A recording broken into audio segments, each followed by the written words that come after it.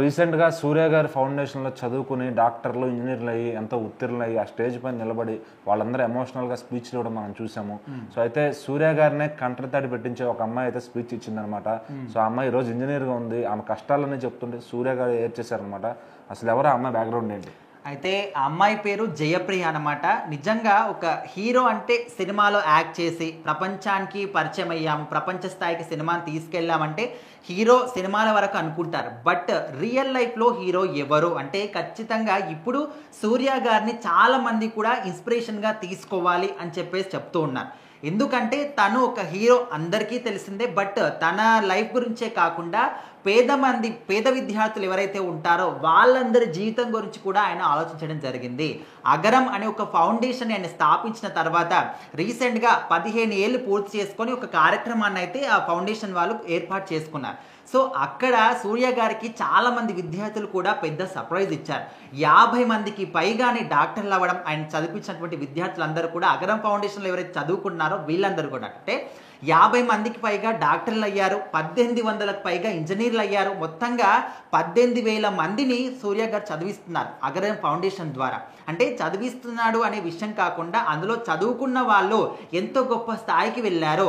ఆ స్థాయికి వెళ్ళిన తర్వాత అరే నన్ను ఈ ఫౌండేషన్ చదివించింది, ఈ ఫౌండేషన్ ద్వారా నేను ఇప్పుడు ఈ స్థాయిలో ఉన్నానని చెప్పేసి ప్రపంచానికి చెప్పుకుంటూ ఉంటే ఖచ్చితంగా ఆ స్థాపకుడు ఎవరైతే ఉన్నారో ఆయనకు కన్నీళ్లు కాదు కదా, ఇంకా ఏమి చేసినా కూడా ఆయన ఒక రుణం ఎవరు కూడా తీర్చుకోలేరు.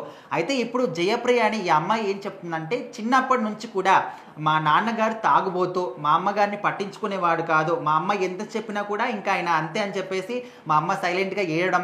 సో అదేవిధంగా మా ఇల్లు ఒక మట్టి గోడల ఇల్లు అండ్ తాటాకులే ఒక పైకప్పు, వర్షం వస్తే ఇల్లంతా కూడా నీళ్ళే, పాములు కూడా చుట్టలుగా వచ్చేసి ఇంట్లో ఉండేవి, మాకు పడుకోవడానికి కూడా స్థలం ఉండేది కాదు, తెల్లార్లు కూడా వర్షం వచ్చినా ఏదైనా కూడా మేము మేల్కొని ఉండేవాళ్ళం. సో ఏదో ఒక విధంగా చదువుకొని 12వ తరగతి పూర్తి చేశాను. ఇంకా ఆ తర్వాత ఏం చేయాలి నాకు ఏమి కూడా తెలియదు, ఇంట్లో వాళ్ళు నిరుపేదలు, అన్నం కూడా తినలేని పరిస్థితి. సో అలాంటి సమయంలో మా మేడం గారు నాకు అగరం ఫౌండేషన్ గురించి చెప్పారు.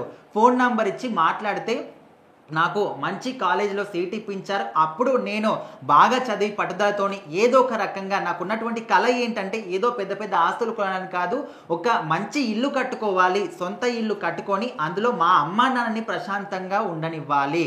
సో అదే నాకు ఉన్నటువంటి ఏకైక కోరిక అని చెప్పేసి చెప్పింది. సో ఇప్పుడు తను ఒక మంచి కంపెనీలో వర్క్ చేస్తున్నారు. ఇంతకుముందు విప్రో కంపెనీలో చేశారు, ఇప్పుడు TCSలో చేస్తున్నారు. అంటే ఒక అగరం ఫౌండేషన్ అనేది ఉంది, దానివల్ల నేను ఇప్పుడు ఈ స్థాయిలో ఉన్నాను. మా అమ్మ నాన్నలకి ఒక ఇల్లు కాదు ఇప్పుడు 2 ఇల్లులు కట్టించి వాళ్ళని ప్రశాంతంగా బతికే విధంగా నేను చేస్తున్నా అని చెప్పేసి తను అంటే అంత ఎమోషనల్గా తను ఉన్నటువంటి ఒక లైఫ్ స్టోరీని చెప్తా ఉంటే ఇక్కడ ఉన్నటువంటి సూర్య గారు తను అరే ఇట్లా ఇంతమంది ఇన్స్పైర్ చేసింది అగరం ఫౌండేషన్, ఇంతమంది స్టూడెంట్స్కి ఇంత మంచి లైఫ్ ఇచ్చింది అని చెప్పేసి ఆయన కూడా కళ్ళల్లో నీళ్ళు ఆపుకోలేకపోయాడు. అంటే ఒక హీరోకి ఇంతకు మించి ఏం కావాలి? మనం ఒక సామెత వింటూ ఉంటాం, తల్లిదండ్రులకి ఒక కొడుకుకి జన్మనిచ్చినప్పుడు కాదు, ఆ కొడుకు మంచి ప్రయోజకుడు అయినప్పుడు వాళ్ళ మనసుకి ప్రశాంతంగా ఉంటుంది, అదే వాళ్ళు గొప్ప విజయంగా అనుకుంటారని చెప్పేసి. సో ఇక్కడ కూడా సూర్య గారు 18,000 మంది స్టూడెంట్స్కి ఒక తండ్రి స్థానంలో ఉండి చదివించడం అనేది ఖచ్చితంగా చాలా గొప్ప విషయం. ఇప్పుడు దేశవ్యాప్తంగా కూడా సూర్య గారిని చాలా మంది కూడా అభినందిస్తూ ఉన్నారు.